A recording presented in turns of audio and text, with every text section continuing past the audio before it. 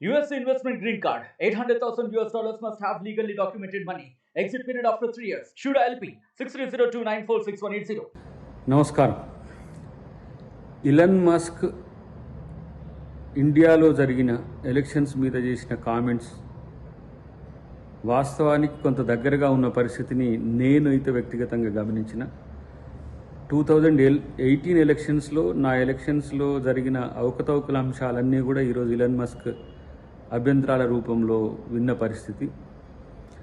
ఈరోజు కేంద్ర ప్రభుత్వానికి ఏమాత్రం చిత్తశుద్ధి ఉన్నా ఎలక్షన్ కమిషన్ ఆఫ్ ఇండియా యొక్క పనితీరు మీద వాళ్ళను ప్రూవ్ చేసుకోవాలన్నా కూడా ఒక జాయింట్ పార్లమెంటరీ కమిటీ లాంటిది కానీ లేదంటే సుప్రీంకోర్టు చీఫ్ జస్టిస్ నేతృత్వంలో ఎలక్షన్ కమిషన్ రెస్పాండెంట్స్ను తర్వాత ఆల్ పార్టీ డెలిగేషన్ను కనుక పెట్టి ఒక ఉన్నత స్థాయి ఎంక్వైరీ కనుక జరిపితే వాస్తవాలు బయటికి తెలవాల్సిన అవసరం ఉంది.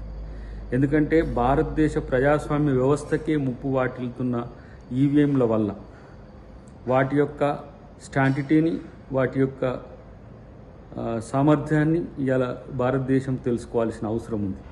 ప్రత్యేకించి నా కేసు విషయంలో 6 సంవత్సరాలు కావస్తున్నా ఇప్పటికి కూడా కేసు విషయంలో పెండింగ్లో ఉండడం అనేది కూడా ఒకంత అసహనానికి గురి చేస్తున్న పరిస్థితి మీకు గుర్తు చేస్తున్నాం. ఈరోజు బ్యాలెట్ సిస్టమ్ను తీసుకురావాలనేది ఎందుకు డిమాండ్ వస్తుందనంటే ఈ రకమైన అనుమానాలు ఉన్నాయి. టెక్నాలజీ మార్పు వల్ల ఈవీఎంలు ఈరోజు హ్యాకింగ్కు, ట్యాంపరింగ్కు, మేనేజ్మెంట్కు కూడా అవకాశం కల్పించే పరిస్థితి వచ్చింది. కాబట్టి ఇది భారతదేశ ప్రజాస్వామ్యం యొక్క స్వరూపాన్ని మార్చే స్థితి ఉన్నది. ప్రజల యొక్క అభిప్రాయాన్ని తెలపడానికి ఒకే ఒక్క ఆయుధం ఓటు అయితే ఆ ఓటునే కరప్ట్ చేసే పనిలో ఈరోజు హ్యాకర్స్ కానీ ఇంటర్నేషనల్ వాళ్ళను బుకీస్ కానీ చేస్తున్న ప్రయత్నాలు, పెద్ద ఎత్తున కోట్ల రూపాయల వ్యాపారం జరుగుతున్నది వీటి పేరు మీద, ఎలక్షన్స్ పేరు మీద. సో ఇప్పటికైనా మన భారతదేశం నిజాయితీతో కూడిన ప్రజాస్వామ్యాన్ని ఎంచుకోవాలని అనుకుంటే వీటి మీద ఎంక్వైరీ జరపాలి, పారదర్శకతతో ఎంక్వైరీ జరగాలి.